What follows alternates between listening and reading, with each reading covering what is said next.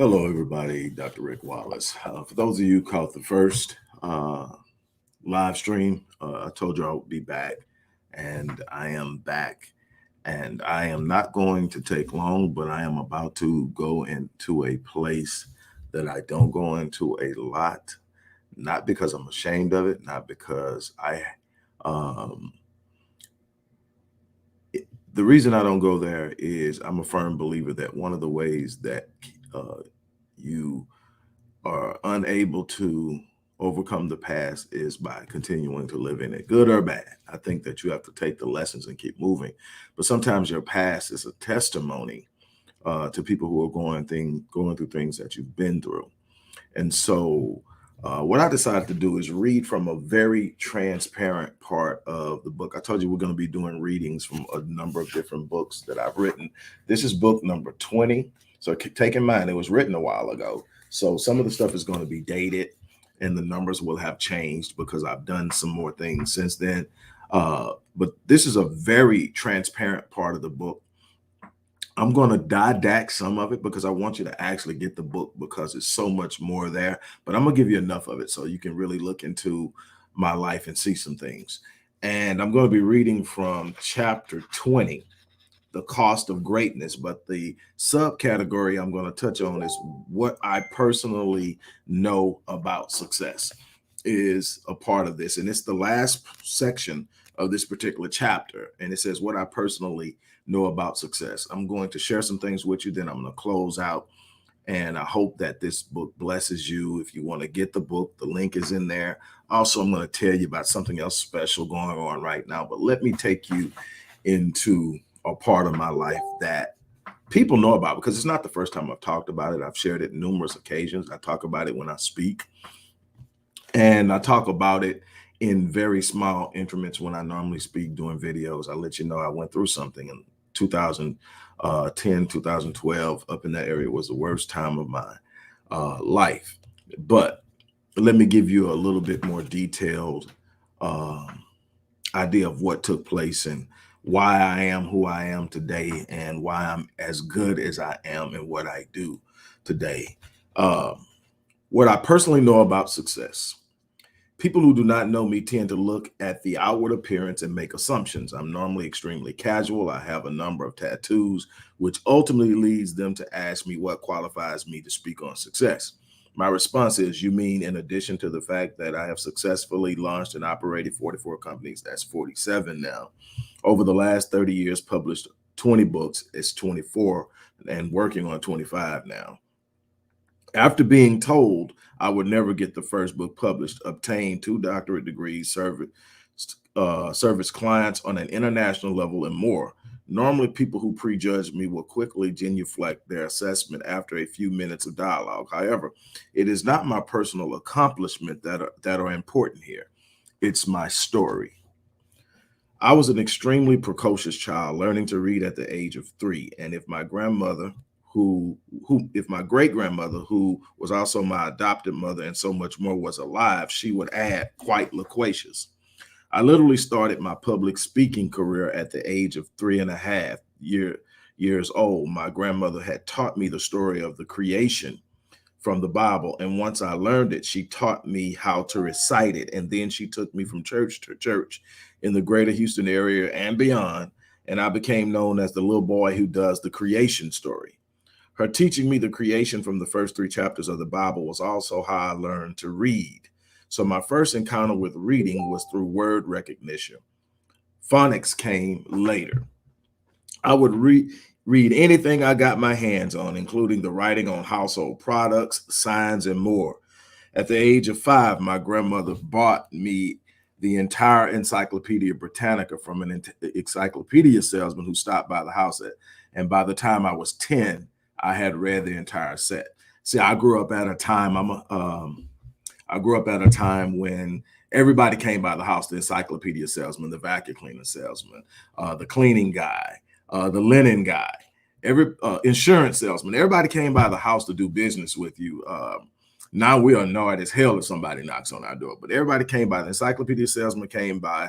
My grandmother saw me light up when I saw what he was selling, and she made the sacrifices she did so many times to invest in me, and I'm grateful. Now, what I'm about to experience here is one of the reasons I don't do this, because I still get emotional about this. My life is what it is because of people who cared. And those who know me know I lost my dad, my great grandfather, in 1992. That just shook my world. I'm still recovering from that. 30 years later, lost my great grandmother in 2010, during the time I was going through all of this. So y'all bear with me.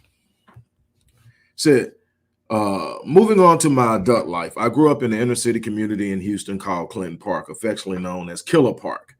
I was a young black male who never even met his father and had no relationship of parental or maternal reality with his mother. The statistics reveal that there was a good chance that I would not live to see my 18th birthday, but I was determined to make it out. And I not only came out of the hood, I came out on fire. I was driven to succeed thanks to my grandmother and a handful of teachers throughout my school years that groomed me for success. I had no concept of the idea of ultimate failure. It seemed that the universe had been programmed to respond to my every whim. But by the time I was 30, I had opened numerous businesses, competed as a professional athlete, started a family, and more. Then life happened. My success had exposed me to a world that I was ill prepared to operate in. It took a while, but the core values that had been instilled in me were being eroded by the influence of the world I was operating in. I was beginning to buy into many fallacious concepts. Win at all costs. It's a dog-eat-dog world. Get them before they get you. The lines became blurred and I became more self-consumed. And then the bottom completely fell out. One of my major clients balked on an agreement with me, and my response not only robbed me of my fortune, but cost me much more.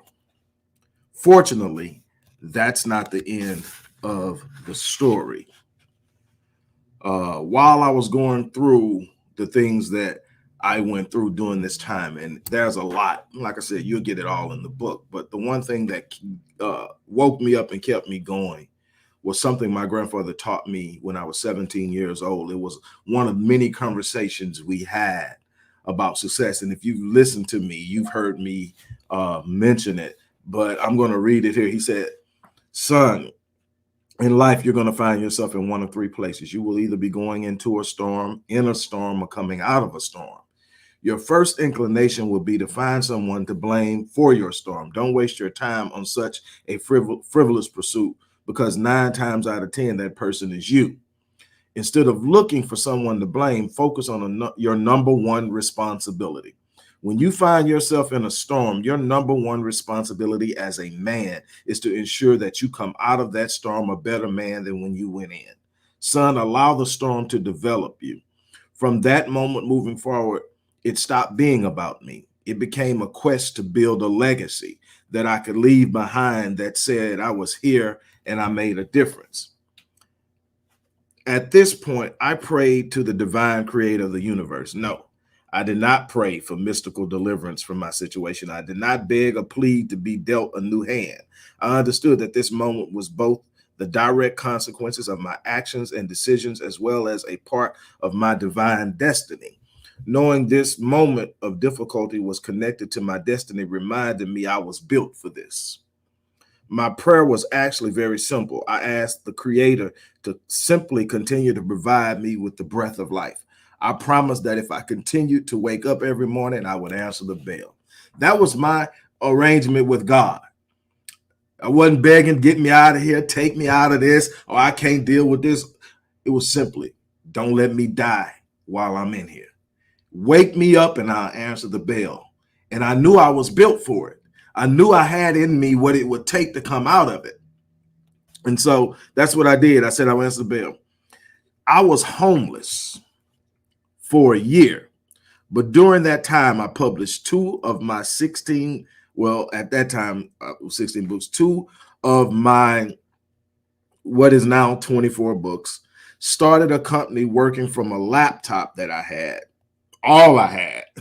I even spoke and served at homeless shelters while keeping my own situation a secret. In fact, the entire year, maybe 3 people knew my predicament. During that year, I met all types of setbacks and obstacles, but I wanted to succeed as much as I wanted to breathe. I had to succeed.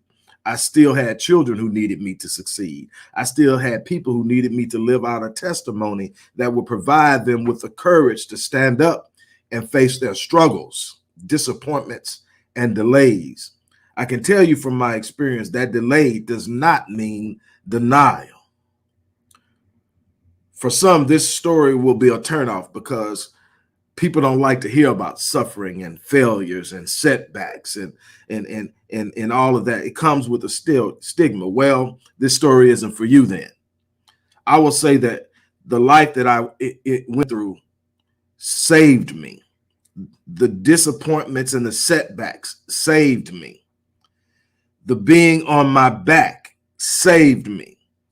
What did it save me from? It saved me from arrogance. It saved me from being self-consumed. It saved me from a narcissistic complex. It saved me from believing everything was about me, and it introduced me to my purpose. It introduced me to something greater than myself. It introduced me to a force that has not allowed me to shut down once since. It says this story is for the person who believes that their mistakes have sentenced them to a life of failure and mediocrity. I don't care what mistakes you've made. I don't care how far you've fallen. I don't care how many bridges you burned. If you're still breathing, you're still in the fight. I'm challenging you. Don't give in. Don't quit. Look, it says, in that year of homelessness, I met the only 2 fears I had as a man face to face, being broke and being homeless. Nothing scares me now. I don't fear man, circumstances, nor failure. I was bruised by that moment, but I was not broken. I found that the darkness had surrounded me, but I was still standing. It has been over 10 years since the darkness rolled into my paradise, and I'm now the founder and CEO of an enterprise that owns and operates 8 different companies, including a media company, business consulting firm, a life empowerment company, and more. I have published more than 20 books, hundreds of academic papers, produced nearly 20,000 prose articles on multitudinous topics for many clients as a content creator. Have I recovered everything that I initially lost? No. But I am a long way from being done. Plus, I see success differently now. I judge myself more now on the impact I have on those I encounter. What I can tell you is that your past does not have to define you. You do not have to mortgage your future to pay for your past. You do what you want to succeed. If so, no, I'm sorry. It says, do you want to succeed? If so, it is time to get up, dust yourself off, and determine that you want to succeed as bad as you want to breathe. Now go make it happen. Man, it always brings back memories. I decided not to fold.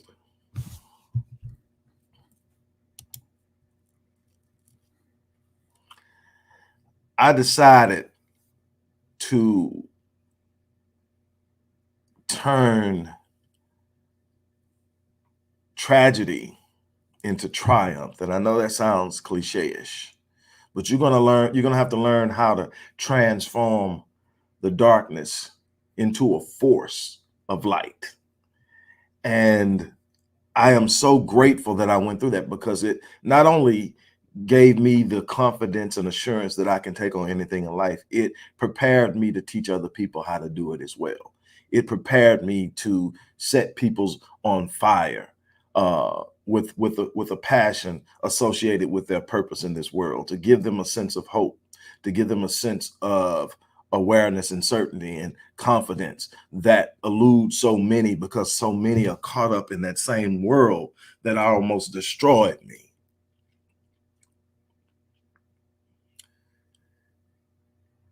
Don't mortgage your future to pay for your past. If you want to get the rest of what's in that book, the link is in the description box. And finally, I want to tell you about something else.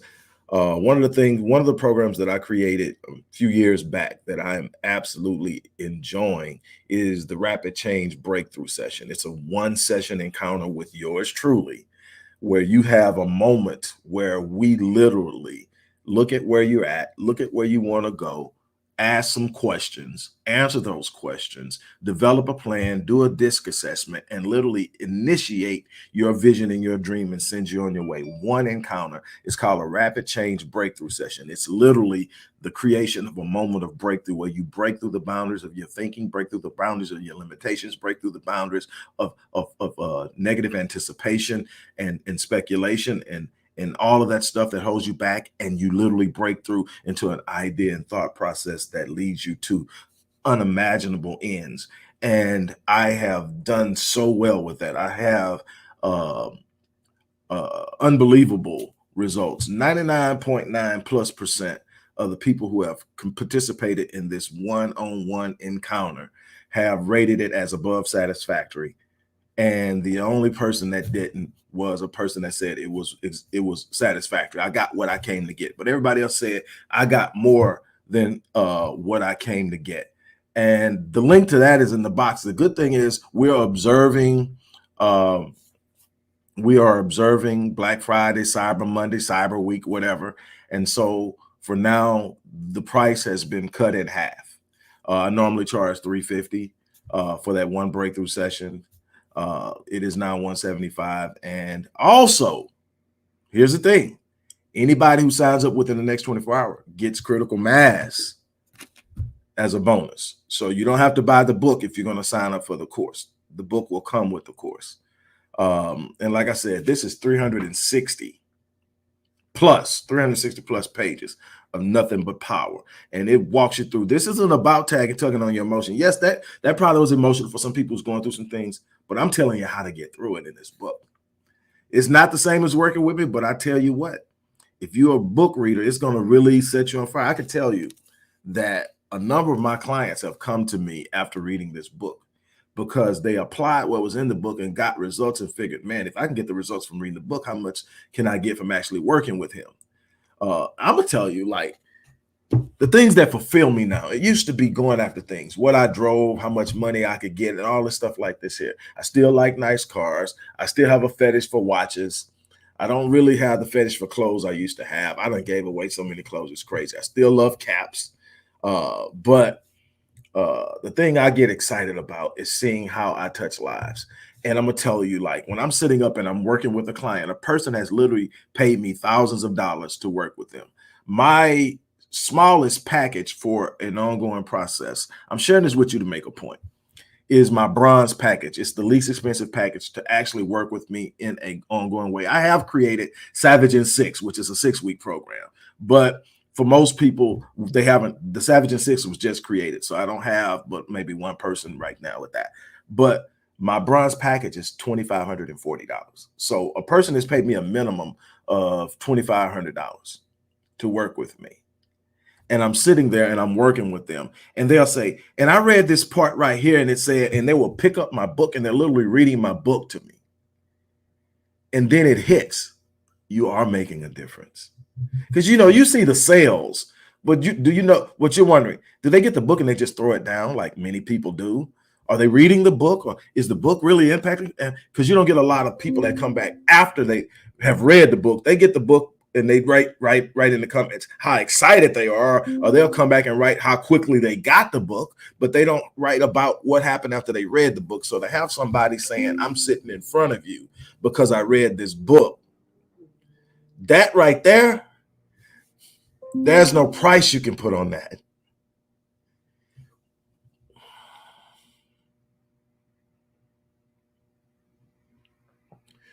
My grandfather told me, son, fill your space. I said, Dad, what do you mean? He said, never walk in a room and leave the people in that room the way you found them. Say, and never walk out of a room having taken more than you left behind. Says nothing wrong with charging for your gift, but make sure what you give for what you charge is more in value than what you're taking away. And you'll never ever leave people the same way you found them. And when someone sits up and they're reading that book and they're telling you, well, this happened and that happened, and then it's okay, I'm filling my space. And here's the thing, though, I'm gonna leave you with this. As much as I'm filling my space, I am not close to being complacent or satisfied. We are going into 2022 full steam ahead. My goal is to change the lives of 1 million people in 2022. And I am starting now, building the momentum, creating the programs, introducing the program, bringing people in. I'm telling you, you are here to change lives.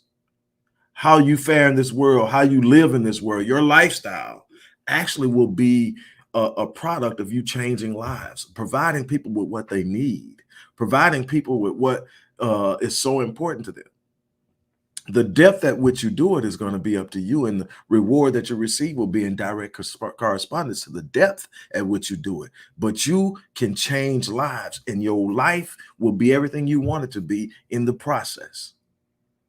That's something it took me a while to learn. It took me falling on my back to realize I can have nice things and still, just really just be an impact. Because at the end of the day, that's all I get to take with me is my legacy. That's the thing that will speak of me long after I'm gone. It won't be how many cars I had in the driveway. It won't be how many zeros were in the bank account. It won't be how many square feet was in that house. It won't be any of that. You know what it'll be? You know what it'll be? How many lives did you change? How many people are walking about talking about this man that I met, Dr. Wallace, or this man that I met, Rick Wallace? Oh man, I'm so glad I knew Rick. Whatever level we engage on, I want to leave an impact in your life so powerful that you share it with other people. And here we go. I know I said I was done, but I told myself a long time ago that I wouldn't just affect lives, I would infect people. I would infect them. I would infect them with passion. I would infect them with my faith. I would infect them with a sense of urgency. I would infect them with a sense of self-confidence. I would infect them with all the things that were driving me. Why? Because when you infect someone, you're talking about something that's contagious. It's a contagion. It's meant to be spread. It means that they leave you not only taking what you gave them, but they have the capacity to take it to someone else. So they go through, and the fire that you plant inside of them, they take it to someone else and they infect them. And then that person infects someone, and so on and so on. And you look up and you've changed lives of people you've never met before. If you're not on fire about changing lives, let me tell you, I'm trying to save you from bumping your head and running into a wall, falling off a cliff and running and landing in a valley. I'm trying to tell you that if you learn this right now and you start to change your life, the money will come. The accolades will come. And what you'll find out is when it comes, it's like, yeah, it's good to have. Definitely want money. You don't want to be in this world without it. But is that really what fulfills you? I'm going to tell you. Watching a child smile fulfills me. Being able to look at my wife and say, hey, look at what we're doing in changing lives, because she's changing lives too. Unbelievable story she has. We got to get her on and let her talk. But, to look and watch her smile, to watch our children smile, to watch our grandchildren smile, to watch all of the people that I come in contact with have a different glow when I leave.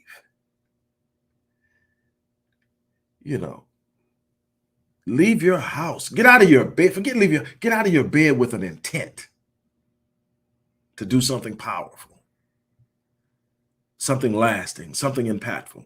That's my challenge to you. So if you want the book, go get the book. If you want to take it a step further and do this rapid change breakthrough session, you're going to get a free disc assessment. That alone is worth the $350 that I charge. And you're going to get all of that for $175 plus the book, plus Imagine what we're doing right now. Imagine that one-on-one and it's just me and you talking about you. And I'm going to show you what's inside of you that you've never seen. I'm going to pull it out. And I guarantee you I can do it. That's what I do. That's what God gifted me to do. I didn't know it at first. I was using it for every damn thing except what I should have been using it for. Oh, but now, look, let's hook up. Let's talk. Let's make some things happen. On that note, I'm out of here. I hope you enjoyed the reading. I hope you enjoyed the transparency. I hope you share it. I hope you hit the like. I hope you do all the things that are going to let it impact and bless someone else too. On that note, I'm out of here.